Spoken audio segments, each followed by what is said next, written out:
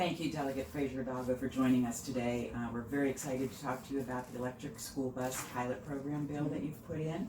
And let me start with the easy question and tell us about the bill. Great, thank you. So the bill is a very similar bill. We've had the bill going back a few years now, but the bill is a very similar bill that we had last year, which passed out of the House.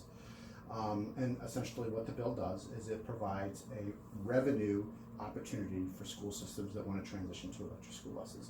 The cost of an electric school bus can be 2 to 3 times or 3.5 times higher than a regular school bus on the original purchase. So the question is, how do we make that happen? And what this bill does is it allows the utilities to essentially write a check and bridge that gap, so that the school system like Prince George's County or Montgomery or any other school system with a school bus program to help make that transition, which is an incredibly important transition. Tell us a little bit about that. Why electric school buses? Yeah, so this came out probably about 5 years ago, as my kids were in elementary school at the time.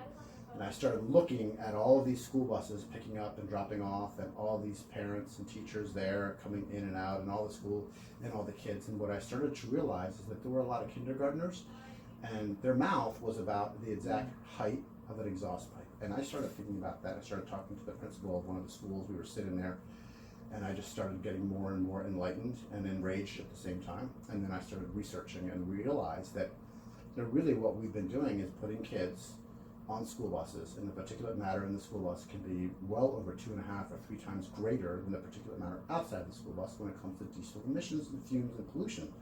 I started thinking about that for a minute. I was like, wow, we're actually taking our kids and putting them in a situation that exposes them to volatile compounds and exposes them to all kinds of pollutions that they shouldn't have. And then I started researching and realizing that we spend over $27 billion a year just in respiratory issues with kids. And then I started realizing, well, this is what we've been doing as a society for generation after generation after generation, and nobody really thought about it until you start thinking about really what we're doing and analyzing it from a scientific perspective. And quite frankly, it's not really scientific, it's really common sense.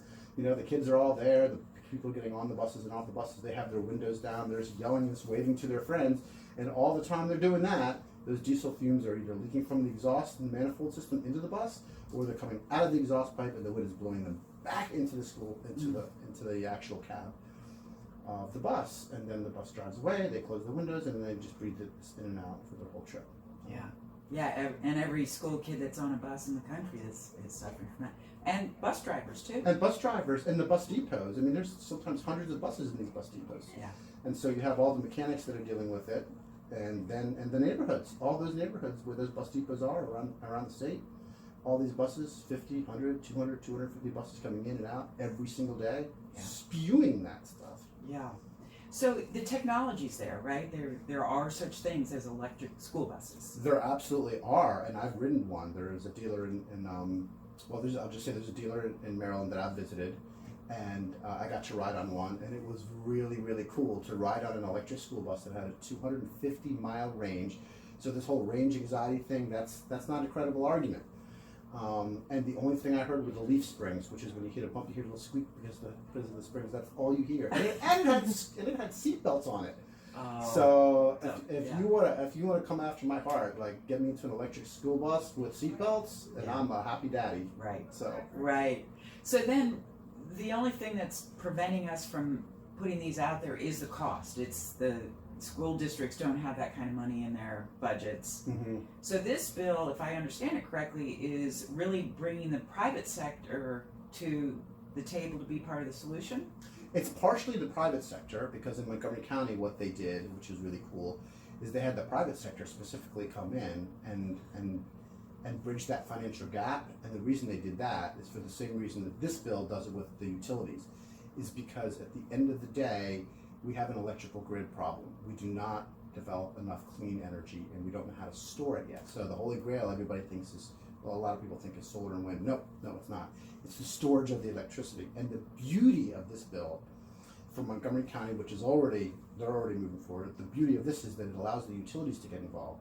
Now you ask, why do the utilities want to be involved? And I'll tell you, the utilities want to be involved because they can store that electricity, and at the end of the day, at 5 o'clock when people come home from work, like, oh my God, it's so hot, it's the middle of the summer, and they put their air conditioning on. That's when the grid is taxed really hard.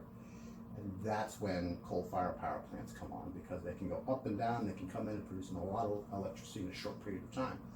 That's not what we want on a 95 or 100 degree day. We don't want more coal being burned in order to generate electricity to power air conditioners. So the beauty about this for the utilities is that they have to pay the coal-fired power plants an exorbitant rate, like a peak rate for the electricity.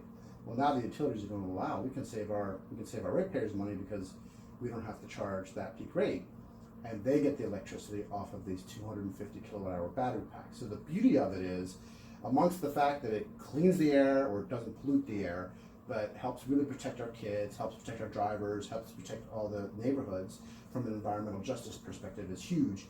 But also, it stores electricity, and those school buses aren't doing anything in the summer, so you charge those batteries all day, hopefully via solar and wind and renewables, and then at 5 o'clock, the utilities take the electricity off of those batteries, and that's what's used to turn your air conditioner on at home, and it's clean. And that's the hope, is that we get it all clean. And on top of all that, yes, there's that big investment, but the utilities end up purchasing, they've purchased it ahead of time. So the electrons that they're pulling off of those batteries are a lot less expensive than the electrons that they would have to buy in the open market at peaker rates from dirty coal. So it's a win-win-win, and that's really what it comes down to. And all over, it's a win-win-win. Right. So why is there opposition to this bill?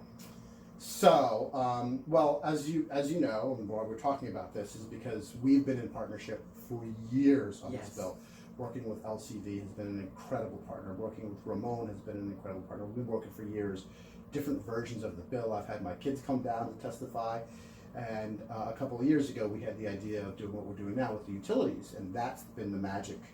The resistance is, there's several fold of the resistance. The first part of the resistance is really the financial, is the understanding of the cost, which is what this bill really gets at doing, and what Montgomery County did they did a private program with it.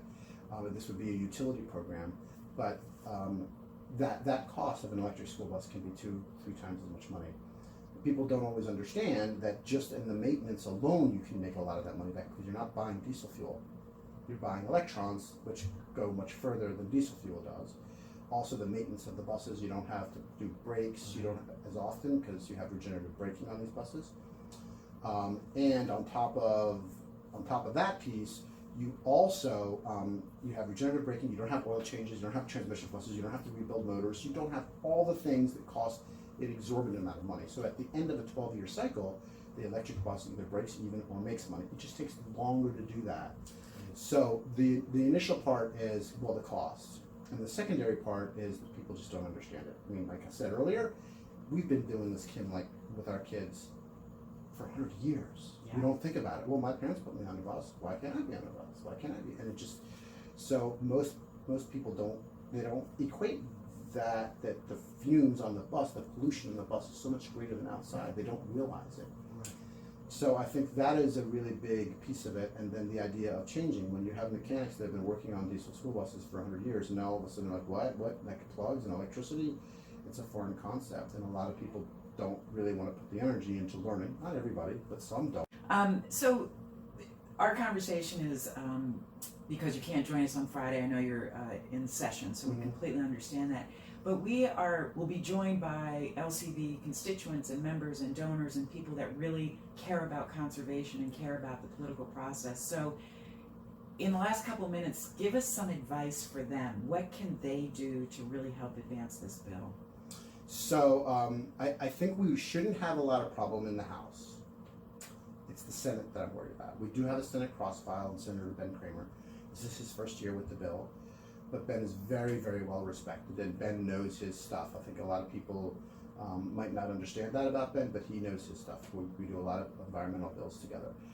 So really the action, I would say, is just on the Senate side, making sure that the bill gets voted and people understand what they're voting for, and they understand the reasons that they're voting for it. I mean, at the end of the day, a lot of what goes on when we try to transition our economy to electrify our economy is we're moving zeros and ones out of one column to another column, right? And the folks that have their zeros and ones removed from one column, they're going to fight tooth and nail. And the ones that get it on the other side are excited to get it in most cases. And in this particular case, we spend over $27 billion a year in respiratory health care for emergency room visits in kids. So if we can like move a few $billion out of that column into this column and prevent it, like that's a win. That's another win. That's so a great way to look at it.